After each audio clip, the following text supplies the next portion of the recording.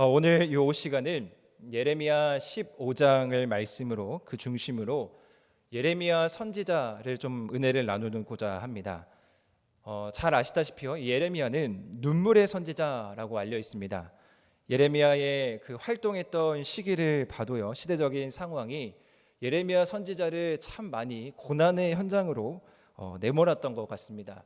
그냥 잠깐만 펴서 예레미야를 봐도요, 이스라엘 백성들이 하나님의 말씀대로 살아야 하는데 그러지 못했고요, 하나님께 순종하며 살아야 하는데 하나님을 배반했습니다. 그리고 하나님께서 가장 싫어하는 우상을 만들며 말 그대로 각기 제 갈 길로 갔습니다. 이러한 시대의 상황 속에서 예레미야는 하나님의 부르심을 받고 특별히 하나님의 말씀을 맡은 소명자로서 살아가야 하는데 그것이 얼마나 힘들고 어려운 일이겠습니까? 정말 날마다 눈물로 부르짖어야 되고요, 눈물로 엎드려야 되고 눈물 없이는 그 사명을 감당할 수가 없었습니다. 그래서 예레미야 하면은 항상 눈물의 선지자라는 말이 따라옵니다. 물론 이제 성경에 기록되어 있는 모든 선지자들이 다 각자의 역할을 가지고 다 중요한 역할을 하지만 이 예레미야 선지자 안에서도 특별히 돋보이는 몇 가지 부분이 있습니다.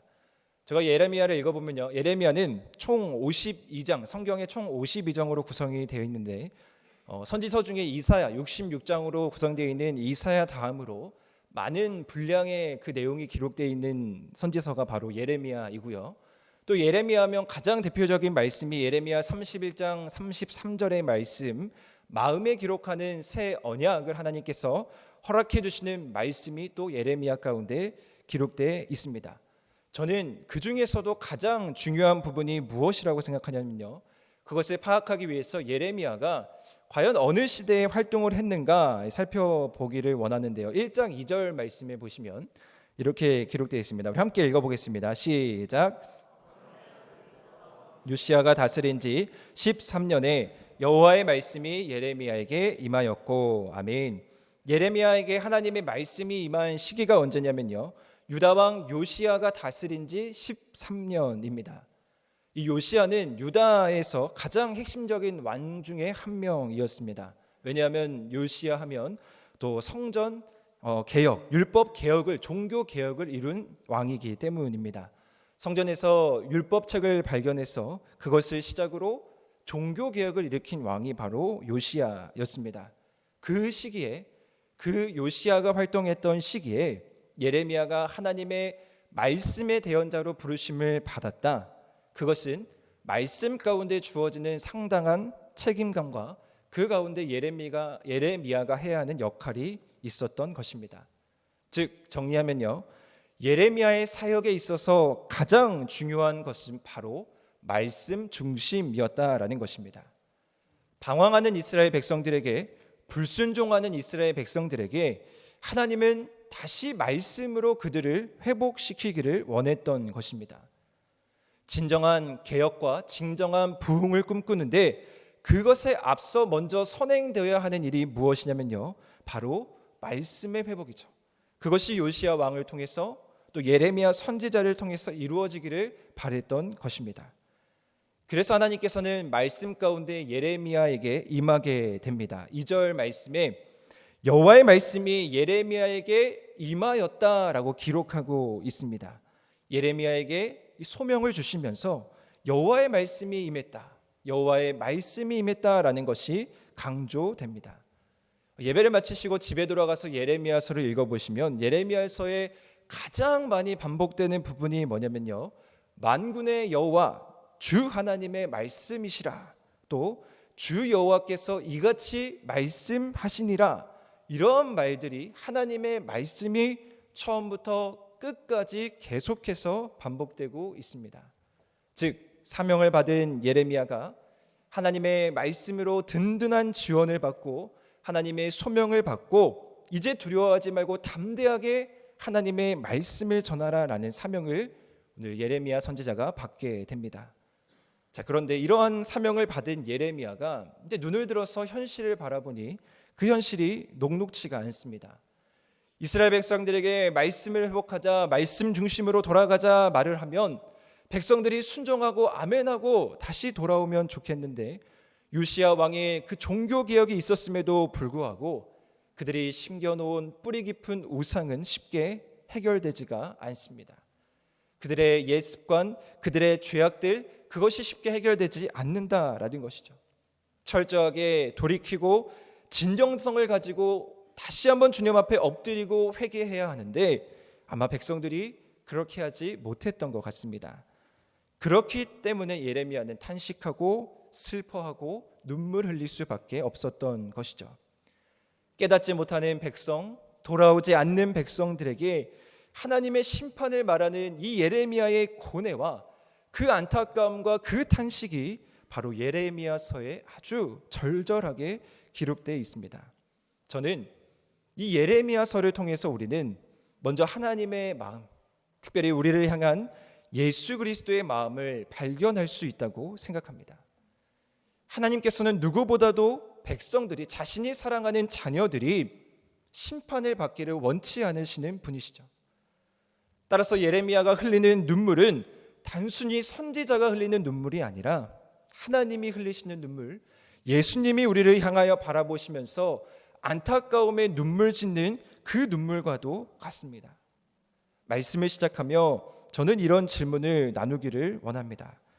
우리 하늘교회 성도님들께서는 하나님을 눈물 짓게 하시는 분입니까? 아니면 하나님을 웃음 짓게 하시는 분입니까?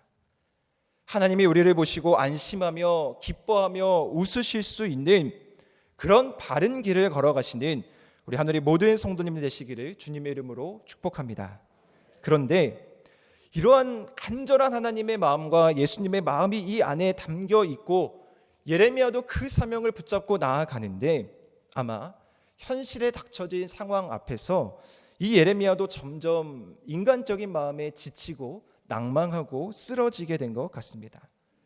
하나님의 말씀, 하나님의 사명을 받고 말씀을 전하고 열심히 그 말씀대로 살았는데 오히려 그것이 자신에게 다시 돌아와 화살이 되어서 자신이 비난을 받고 비판을 받고 그렇기 때문에 당연히 인간적인 마음에 지칠 수밖에 없었습니다. 예레미야가 말씀을 전하면서 어떤 상황에 직면하게 됐냐면요, 자신의 고향이었던 아나돗 사람들로부터 음모로 인해서 죽일 위기에 처하게 됩니다. 마치 훗날 예수 그리스도께서 고향 나사렛에서 배척을 당하시는 모습과도 닮아 있습니다. 또한 예레미야가 그렇게 회개를 외치고 아무리 말씀으로 돌아와라 돌아와라 라고 외쳐도 예레미야가 바라보는 그 백성들, 특히 악인들은 점점 더 번영하는 모습을 보게 됩니다. 그리고 심지어서 형제와 아버지, 자신이 가장 믿었던 가족마저도 자신을 속이려는 일을 서슴없이 행하는 일이 이 예레미야에게 닥쳐진 현실입니다. 따라서 예레미야는 누구보다 답답하고 누구보다 그 답답한 마음을 가지고 하나님께 호소할 수밖에 없죠. 그리고 저는 그 절정이 바로 오늘 예레미야 본문으로 읽었던 15장 말씀이라고 여깁니다. 예레미야는 분명하게 한 가지 생각했던 것은 있는 것 같아요. 자신이 겪고 있는 고난, 자신이 지금 분노하는 이유, 그게 다른 어떤 곳에서 온 게 아니라 하나님 때문이다라는 것을 분명하게 얘기했습니다. 그래서 어쩌면 더 당당하게 하나님 앞에서 자신의 마음을 솔직하게 아뢰 수 있었던 것 같습니다. 왜냐하면요, 오늘 예레미야가 본문에서 고백하는 사실 중에 한 가지 중요한 사실은 예레미야에게 있어서 평생에 가장 유일한 기쁨의 낙이 무엇이냐라고 했을 때 그것을 뭐라고 답하냐면요, 바로 하나님의 말씀입니다라고 답합니다. 하나님의 말씀이 내가 지금까지 살아오면서 평생의 기쁨이었고 평생의 즐거움이었습니다.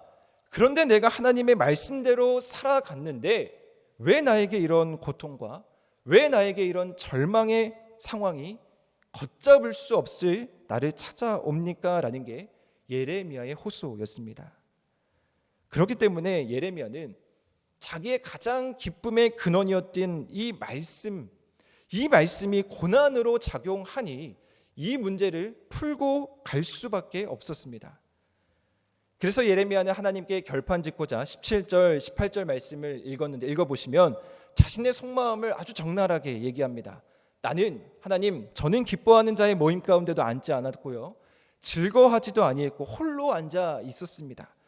누구보다 성실하게 말씀을 붙잡고 살았습니다 라는 고백입니다. 그런데 이 말씀에, 이런 답답함, 이런 자신의 속마음에 과연 하나님께서는 무엇이라고 고백하시겠습니까? 오늘 19절 말씀에 보면요, 하나님께서 이렇게 고백하고 있습니다. 우리 함께 다 같이 읽어보겠습니다. 시작. 내가 만일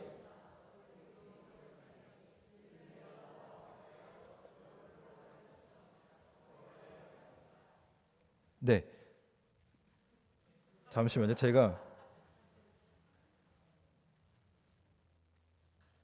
네. 오늘 하나님께서 뭐라고 이 예레미야 선지자에게 말씀하고 있냐면요, 내가 만일 돌아오면 내가 너를 다시 이끌어서 내 앞에 세울 것이다 라고 고백하고 있습니다. 그렇게 하나님께 간절한 마음을 가지고 자신의 속내를 다 얘기하면서 자신의 서운함, 자신의 분노의 마음까지도 하나님에 표했는데, 하나님께서 예레미야 선지자에게 주신 답변은 무엇이냐면요, 돌아오라 라는 말이었습니다.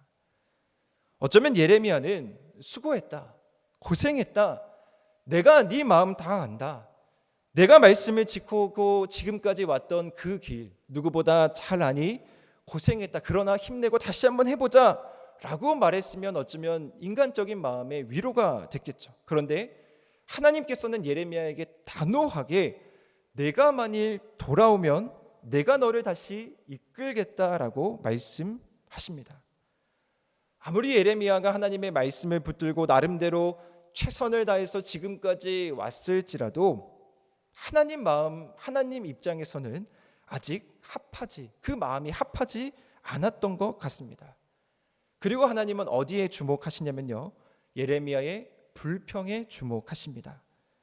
그리고 다시 한번 예레미야에게 소명의 확신을 주시는데, 아까 읽었던 말씀과 같이 헛된 것을 버리고 귀한 것을 말하면 너는 나의 입이 될 것이다 라고 말하고 있습니다.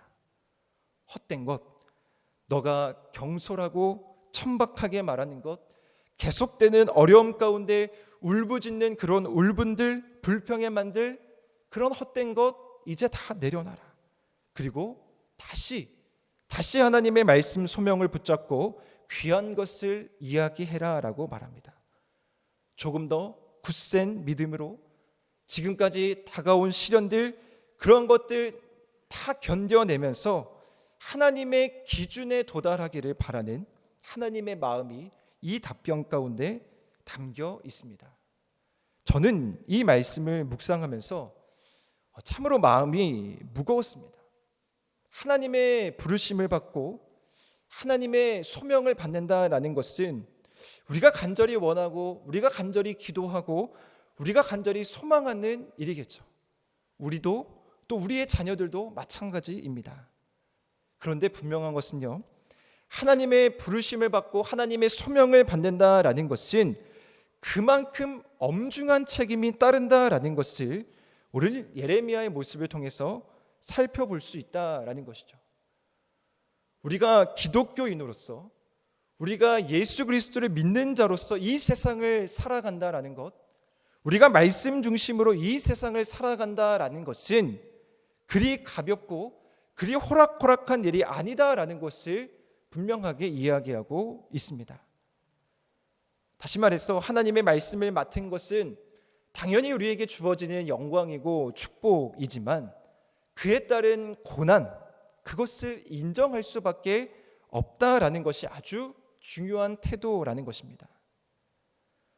예레미야는 다행히도 이런 울부짖음과 이런 자신의 속내를 다 쏟아놓고 이 15장의 고백이 있은 뒤에 예레미야 52장까지 진행되는 데 있어서 다시 불평을 말하지 않고 묵묵하게 하나님이 주신 그 십자가의 멍에를 지고 선지자의 사명을 잘 감당하고 있습니다. 사랑하는 성도 여러분, 성경의 많은 인물들을 살펴보면요, 그 인물들이 하나님과 씨름하는 시간이 다 있습니다. 대표적으로 하나님과 씨름하면 생각나는 인물이 바로 야곱입니다. 야복나루를 건널 때 야곱은 홀로 남아서요, 밤이 새도록 날이 새도록 하나님과 씨름합니다. 형 에서를 만나야 되는 그 긴박한 상황 앞에서 자신의 잘못을 뉘우치면서 철저하게 하나님의 뜻을 구하며 하나님의 얼굴을 구하며 나아가는 야곱의 모습을 우리는 확인할 수가 있습니다. 그리고 다윗 왕도 마찬가지입니다. 우리아의 아내였던 밧세바를 범한 후에 나단 선지자를 통해서 자신의 잘못을 인정하고 철저하게 무너지고 철저하게 회개하면서 시편 52편의 고백을 하나님께 드리면서 무너지게 되는 것이죠. 그리고 십자가를 지고 걸어가는 예수 그리스도의 모습도 그렇습니다. 하나님의 그 놀라우신 뜻을 이루시기 위해서 십자가를 지시는 그 순간까지 하나님께 울부짖으며 눈물로 매달리셨던 그 예수 그리스도의 모습, 그들이 모두 하나님과 씨름하며 그 시간에 깨달은 사실이 무엇이겠습니까? 우리는 철저하게 하나님 앞에 다시 굴복하고 하나님 앞에 다시 엎드릴 수밖에 없구나라는 사실을 깨달았을 것입니다. 인간적인 기준에서 봤을 때 이 예레미야는 뛰어난 인물이었을 것입니다. 그래서 하나님이 쓰시기에 충분히 준비된 그런 그릇이었겠죠. 어쩌면 예레미야의 잘못이 있다면 하나님의 말씀을 전한 것밖에 없습니다. 주변에서 오는 상황과 환경이 그를 지치게 만든 것뿐입니다. 그런데 하나님은 더 철저하게 하나님의 기준에서 더 철저하게 말씀으로 예레미야를 연단시키고 또 연단시키고 훈련시켜 주신 것이죠. 저는 젊은 목회자로서 가끔 우리의 신앙생활이 너무나 편해졌다라는 생각이 듭니다. 또 제가 부모님에게 또 1세대 목회자들에게 들었던 그 목회 현장과 지금 저희 젊은 목회 현장을 돌아보면 지금 저희가 하고 있는 이 목회 현장이 참 편해졌다라는 생각도 듭니다. 그리고 코로나가 지난 이후에는 더 그런 것 같습니다. 타협하고 합리화하면서 나의 신앙을 내 기준으로 정하면서 그런 것들이 너무나 자연스러워졌습니다. 물론 시대적인 흐름으로 인해서 자연스럽게 우리의 신앙생활의 영역이 줄어든 것도 사실입니다. 아까도 난 예배 시간에 담임 목사님께서 말씀하셨는데요. 저희도 신방을 돌아다니다 보면 우리 권사님들께서 다 그런 얘기를 하십니다. 이전에는 부흥회를 하면은 일주일 내내 부흥회를 하면서 교회의 자리를 지켰고 또 금요 철야 예배를 드리면 말 그대로 새벽 3시, 4시까지 기도의 자리를 지키면서 밤을 지새우면서 기도했다라고 말씀하십니다. 물론 지금은 상황과 환경이 그렇게 하더라도 어려움이 많이 있는 것이 사실입니다. 그런데 뒤돌아보면요, 가끔은 그런 시절이 그리워지고 그런 열정이 그리워질 때가 있습니다. 그때는 그것이 힘들지 않았다라고 생각되는 이유는 그 안에 참된 기쁨과 그 안에 참된 즐거움이 있었기 때문이죠. 교회에서 말씀을 사모하는 일이 너무나 즐거웠고 교회에서 찬양하며 예배하는 일이 너무나 즐거웠기 때문입니다. 오늘 우리가 살아가는 삶을 보십시오. 우리가 세상 속에서 그리스도인으로 살아간다라고 말하면서 우리가 거룩을 지키는 일, 우리가 진리를 지키는 일을 너무 소홀히 하고 있고 또 너무 가볍게 여기고 있지는 않습니까? 기독교인 하나님의 자녀로 우리는 특별히 부르심을 받은 구별된 자인데 우리가 세상 가운데에서 별 다를 바 없이 살아가고 있지는 않으십니까? 하나님께서는 결코 우리를 그냥 남들과 동일하게 편하게 평범하게 살아라고 이 땅 가운데 우리를 부르신 것이 아닙니다. 저는 분명하게 믿는 것은 오늘 예레미야에게 주셨던 이 말씀을 대언하는 이 사명의 이 소명이 우리 모두에게 동일하게 주어졌다라고 생각합니다.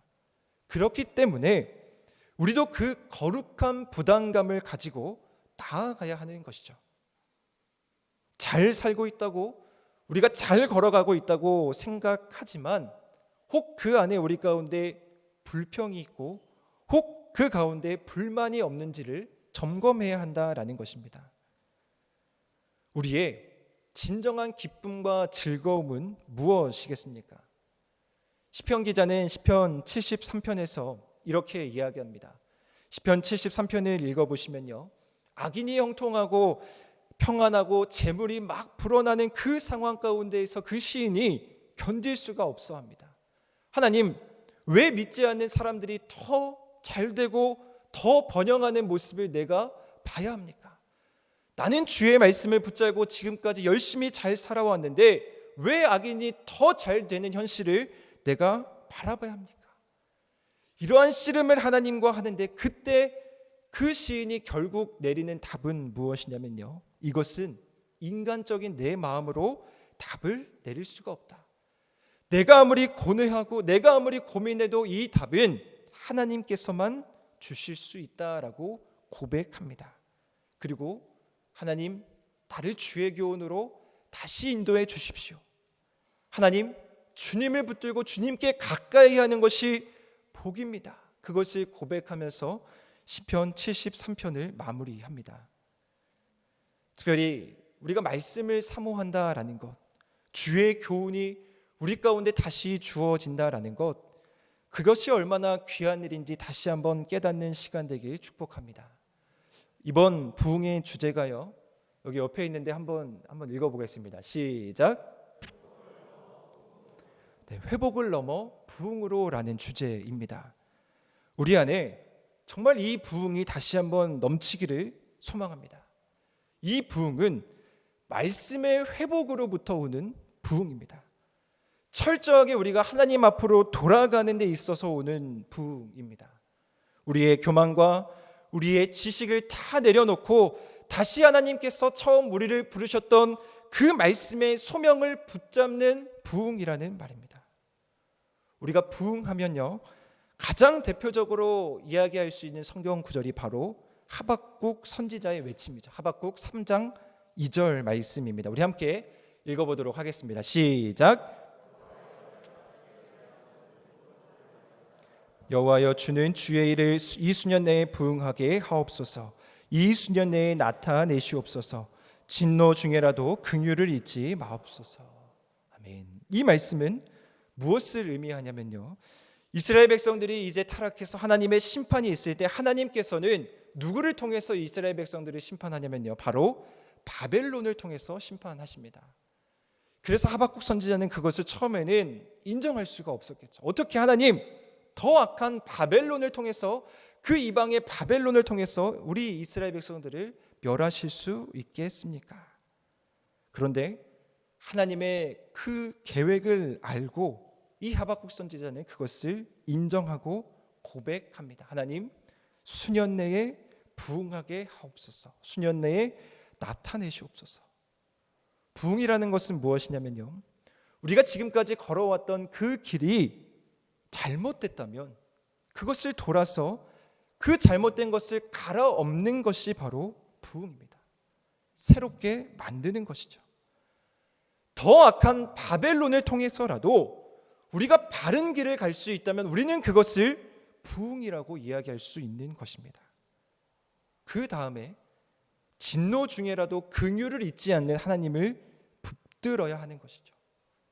그 과정 가운데 하나님의 사랑, 하나님의 긍휼은 여전히 그 자리에서 우리를 기다리고 있다라는 사실입니다. 하나님의 사랑하심과 하나님의 긍휼로 말미암아 우리가 다시 살 수 있는 은혜를 힘입고 인정하면서 나아가는 것이 바로 부흥의 길입니다. 따라서 바라기는 하나님의 말씀이 정말 우리 가운데 찔림이 되시기를 소망합니다. 그 말씀이 다시 한번 우리를 변화시켜 주시고 그 안에 있는 하나님의 마음, 그 안에 있는 긍휼의 마음을 발견하시기를 원합니다. 히브리서 4장 12절 말씀에 보면 하나님의 말씀에 놀라운 그 위엄의 말씀이 담겨 있습니다. 하나님의 말씀은 살아있고 활력이 있어 좌우의 날선 어떤 검보다도 예리하여 혼과 영과 및 관절과 골수를 찔러 쪼개기까지 하며 또 마음의 생각과 뜻을 판단하나니. 하나님의 말씀은 이렇습니다. 좌우의 날선 어떤 검보단도 예리한데 어떻게 우리의 마음이 찔리지 않을 수 있겠습니까? 어떻게 하나님의 말씀이 내 입에 달콤하기만 할 수 있겠습니까? 하나님의 말씀은요, 때로는 오늘 예레미야가 받았던 것처럼 불편하고 때로는 우리 가운데 고통으로 찾아올 수가 있습니다. 그런데요, 그것이 아주 역설적이게도 그것이 우리에게 진정한 기쁨이고 진정한 즐거움입니다. 예레미야 선지자도 하박국 선지자도 다 불편했습니다. 하나님의 말씀을 들으니까 마음이 불편하고 마음이 찔려서 어찌할 바를 몰랐습니다. 그런데 하나님의 말씀을 믿고 의지하고 따랐더니 결국에 그들은 구원의 즐거움을 맛보고 하나님의 놀라우신 뜻을 맛볼 수 있었던 것입니다. 사랑하는 우리 하누리 성도 여러분, 우리의 기쁨과 즐거움은 무엇입니까? 단순히 우리에게 허락되는 그 축복의 말씀을 받고 아멘하는 것이 우리의 기쁨과 즐거움의 전부가 아닙니다. 말씀 가운데에서 우리에게 찾아오는 찔림, 불편함, 그것으로 인해서 우리가 철저하게 무너지고 하나님 앞에서 철저하게 돌이켜서 하나님과 씨름하는 시간을 가질 수 있다라는 것, 저는 그것이 진정한 기쁨이고 즐거움이라고 생각합니다. 시편 총 150편으로 구성된 이 시편의 대장정을 시작하는데 1편에서 시인은 뭐라고 고백하냐면요, 복 있는 사람, 행복한 사람은 악인들, 죄인들, 오만한 자리 길 편에 서지 않고 오직 여호와의 율법을 즐거워하며 그의 율법을 주야로 묵상하는 자다라고 말씀하고 있습니다. 우리의 행복은요, 하나님의 말씀을 철저하게 따르는 데서 온다는 것이고요, 우리가 하나님의 말씀을 철저하게 따르지 않으면 언제든지 악인들, 죄인들, 오만한 자들이 우리의 자리를 쉽게 넘볼 수 있다라는 것을 말합니다. 악인의 말이, 오만한 자리의 말이, 죄인들의 말이 아무리 달콤해도 우리가 지켜야 하는 자리는 율법 말씀의 자리임을 기억하시기를 축복합니다. 말씀을 사모하시고요, 말씀을 맡은 자로서 더 겸손하게 하나님의 음성에 귀 기울이시며 그 안에 찾아오는 진정한 기쁨과 즐거움을 특별히 이번 부흥회를 통해서, 또한 내일부터 시작되는 특별 새벽 기도회를 통해서 우리가 주시는 말씀을 사모하면서 기대하며 준비할 수 있는 우리 하늘의 모든 성도님들 되시기를 주님의 이름으로 축원합니다.